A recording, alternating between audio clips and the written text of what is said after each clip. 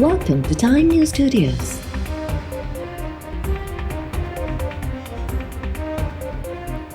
You are watching 6 p.m. Bulletin.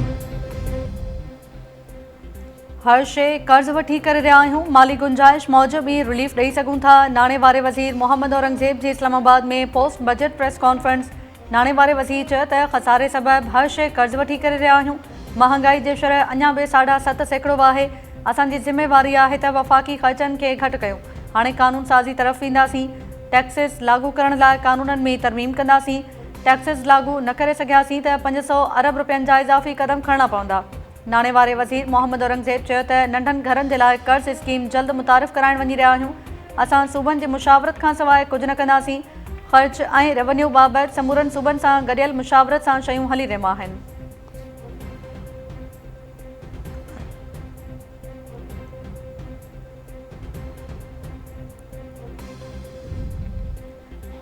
Senate chairman, deputy senate chairman, वफ़ाक़ी वज़ीरनि ऐं assembly member जो पघारूं 2.5 लख रुपयनि खां 21 लख रुपया छो कयूं वियूं।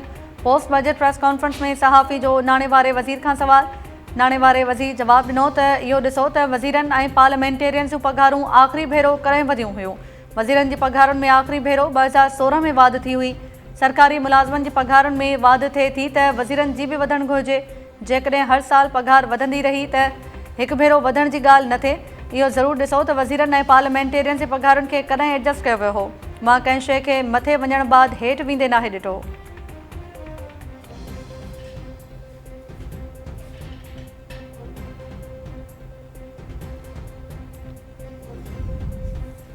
बजट बाद पाकिस्तान स्टॉक एक्सचेंज में तेज़ी। 100 इंडेक्स 1,24,000 जी तारीख़ी हद पार करे वरिती। 100 इंडेक्स 1,24,486 पॉइंट से रिकॉर्ड सतह ते पहुची वई।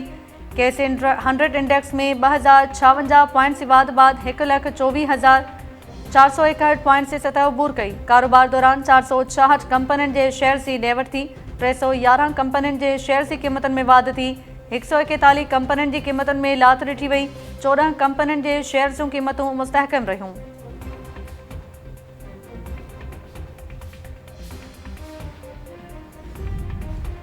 बजट में आम माण्हू ते टैक्स जो वधीक भार न विधो वियो आहे। पघारुनि में वाधि ऐं टैक्स घटाइण सां पघारदार तबिके खे रिलीफ मिलंदो।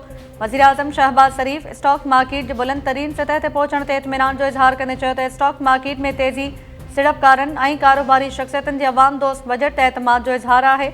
मुल्की मुआशी तरक़ी जे सफ़र जी शुरूआत आहे। पाकिस्तानी अवाम क़ुर्बानियूं ॾिनियूं आहिनि। हाणे सभिनी खे गॾिजी आम माण्हुनि जी ज़िंदगी में बहितरी आणण लाइ महिनत करणी आहे। महांगाई जे शरह में घटिताई पॾेही नाणे जे ज़ख़ीरनि में एक्सपोर्ट में वाधि मुआशी टीम जी महिनत जे ज़रिए मुमकिन थी आहे।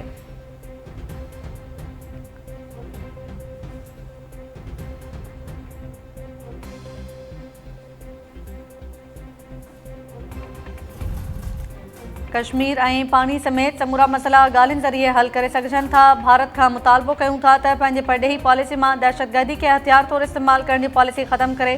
पीपल्स पार्टी चेयरमैन ऐं पाकिस्तानी सफ़ारती वफ़द जे सरबराह बिलावल भुट्टो ज़रदारी जी लंडन में प्रेस कॉन्फ्रेंस। बिलावल भुट्टो ज़रदारी चयो त पाकिस्तान भारतीय जारिया जो जवाबु असराइती अंदाज़ में ॾिनो।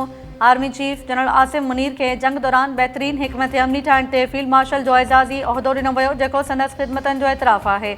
असां सम्झूं था त सिंध दास मुआहिदो फ़ाल आहे ऐं उनखे कंहिं बि तौरु मुअतल करण जो इख्तियार भारत खे हासिल न आहे। भारत खे बलूचिस्तान में BLA ऐं मजीद ब्रिगेड जी फंडिंग ख़तमु करणु घुरिजे। बिलावल भुट्टो ज़रदारी चयो त सदर ट्रंप जे बयान सां कश्मीर मसइलो ॿीहर ज़िंदा थी वियो। ट्रंप जे बयान सां वाज़े थी वियो त कश्मीर मसइलो ॿिनि मुल्कनि जे विच में तकरार आहे ऐं कंहिं हिकु मुल्क जो अंदरूनी मामिलो न आहे।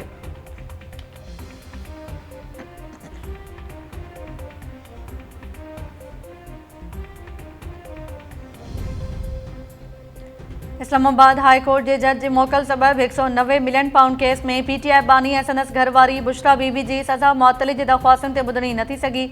वक़्ती चीफ जस्टिस सरफराज़ डोगर ऐं जस्टिस मोहम्मद आसिफ़ खे ॿुधणी हलाइणी हुई। जस्टिस मोहम्मद आसिफ़ जी मोकल सबबि ॿुधणी न थी। PTI बानी ऐं बुशरा बीबी तरफ़ां सज़ा मुअतल करे ज़मानत ते आज़ादु करण जी अपील दाख़िल कराई वई हुई। 17 जनवरी ते एहतसाब अदालत PTI बानी खे 14 साल ऐं बुशरा बीबी खे 7 साल क़ैद जी सज़ा ॿुधाई हुई।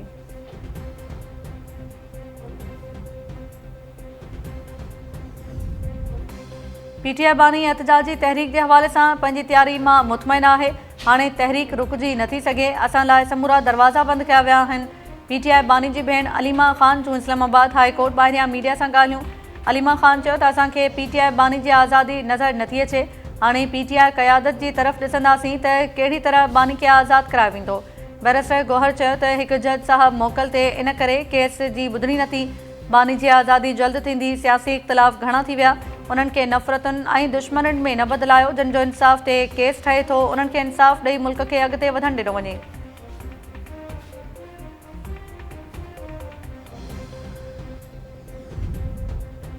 सिंध हाई कोर्ट जी आइनी बेंच मोरो वाक़े जी अदालती जांच बाबति दाख़िल दरख़्वास्त रद्द करे छॾी। अदालत चयो त जांच लाइ IG सिंध कमेटी जोड़े छॾी आहे।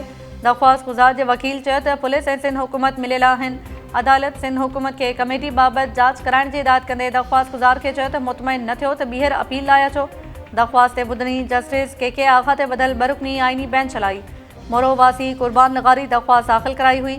वकील KB लगारी, आमिर वड़ाइच, अशरफ समो, आकिब राजपर, गुल हसन भंबरो ऐं ॿिया पेश थिया।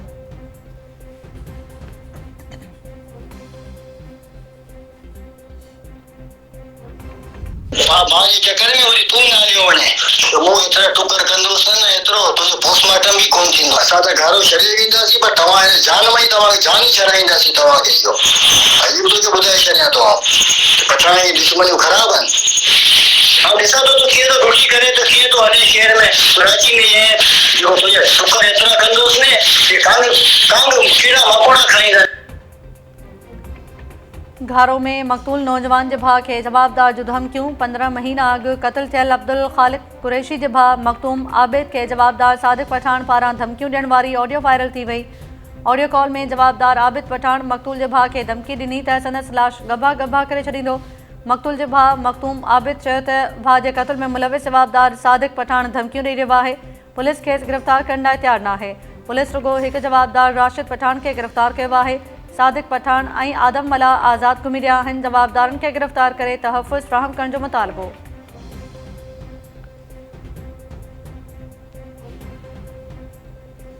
हेॾो ॻोठाणा वीचारा क़ुरान शरीफ़ खणी तार जेठो घुमनि था पिया। ॻोठ गड़ी मकड़ जा माण्हू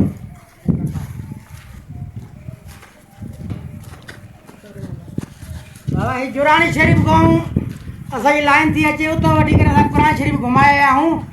ॻोठ ते घुमाईंदा था वञूं। हींअर असीं मीरवा ते पहुता आहियूं। महिरबानी करे ज़ालिमो कुझु रहम खाओ असां ते। अहिड़ो क़ुरान जे सदक़े जहिड़ो तव्हां पिया कयो असां सां। गाजी खुआवड़ में बिजली जूं तारूं चोरी। ॻोठाणनि जो इलाइक़े में क़ुरान पाक खणी एहतजाज। वीडियो सोशल मीडिया ते वायरल। वार खां ॻोठ गड़ी माकड़ो वेंदड़ बिजली जी 11,000 लाइन जी चइनि थंभनि तां तारूं चोरी थी वियूं। ॻोठाणनि एहतजाज कंदे चयो त केतिरा ई भेरा चोर थंभनि मां तारूं लाहे विया आहिनि। चंदो करे तारूं लॻाए थकिजी पिया आहिनि।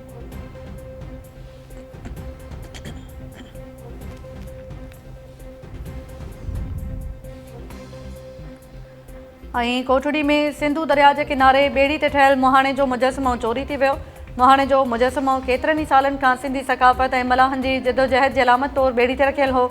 इलाइक़े वासियुनि पारां मुहाणे जो मुजस्समो चोरी थियण वारे वाक़े जी जांच जो मुतालबो।